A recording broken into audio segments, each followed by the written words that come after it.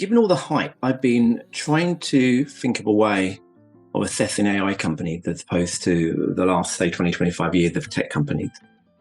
And something struck me I think it was a couple of weekends ago when I heard Peter Diamandis talk about generationally great companies.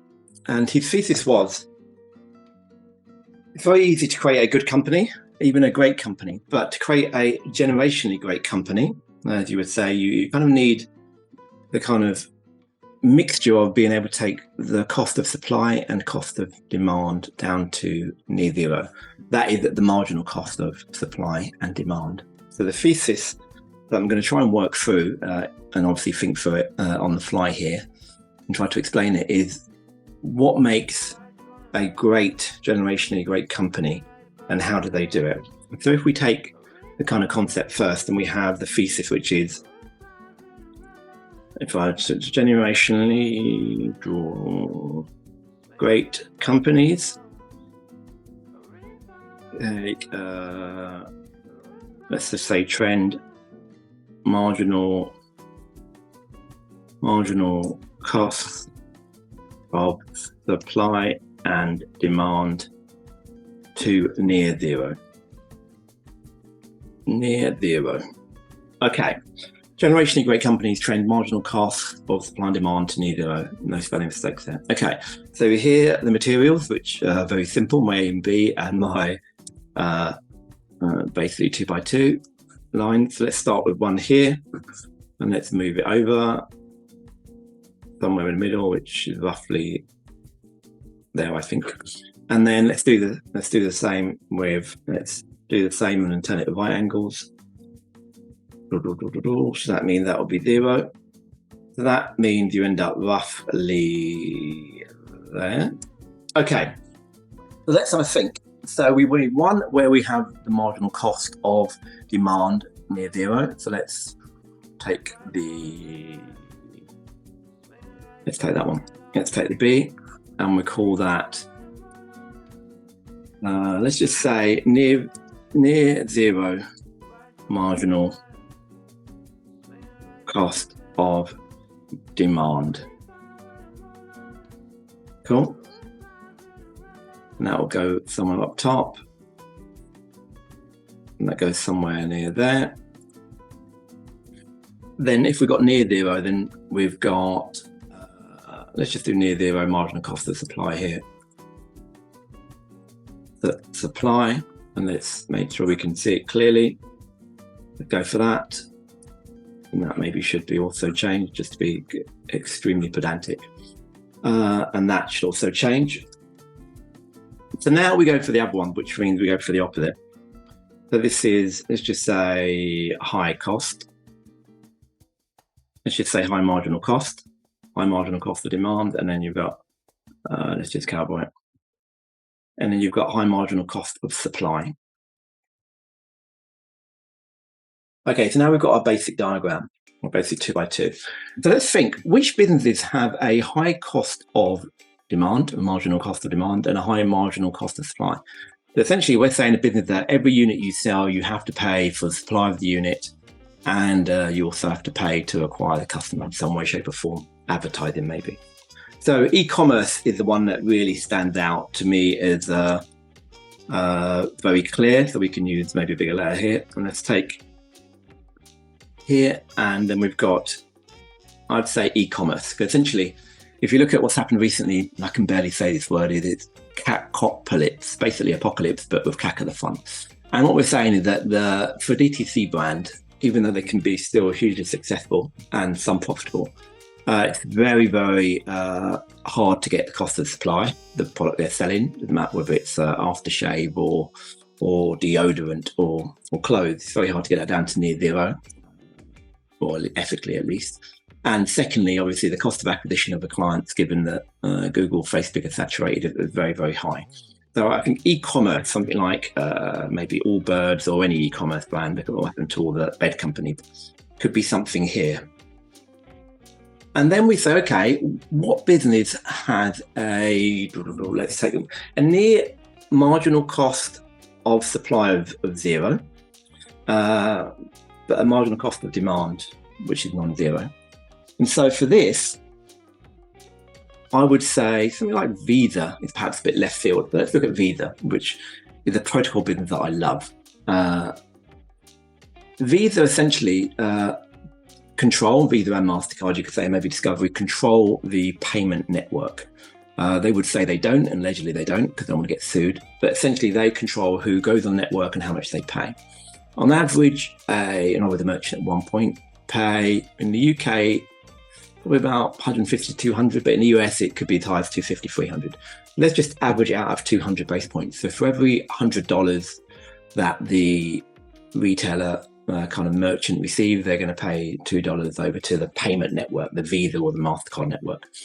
So you could argue, are Visa taking all those $2 or 200 base points? No.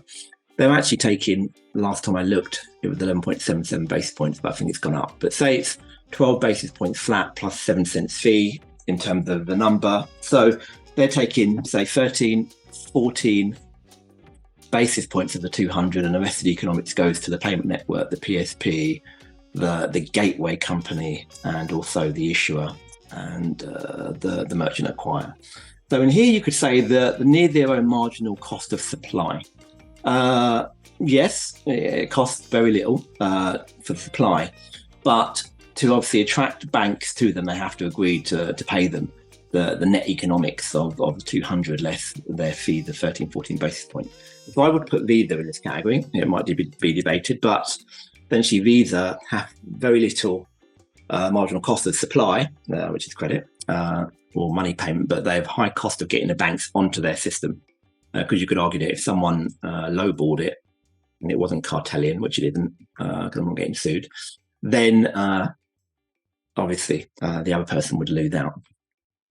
So in that scenario, you have e-commerce versus Visa. Visa is a fantastic business, obviously, but there are certain other things that play, which you can look at some of the Senate reports to work out what they are, that allow them to keep that, let's just say, near control position. We won't call it a monopoly, but some people would.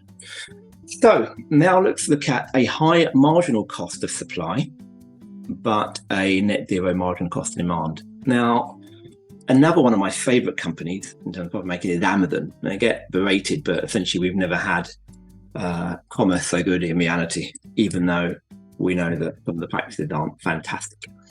So Amazon, you could argue that obviously we all know about Amazon, it's established brand value, it's established scale value. And so the cost of demand is basically very low, if not zero, because people want to shop on Amazon because it's just great service.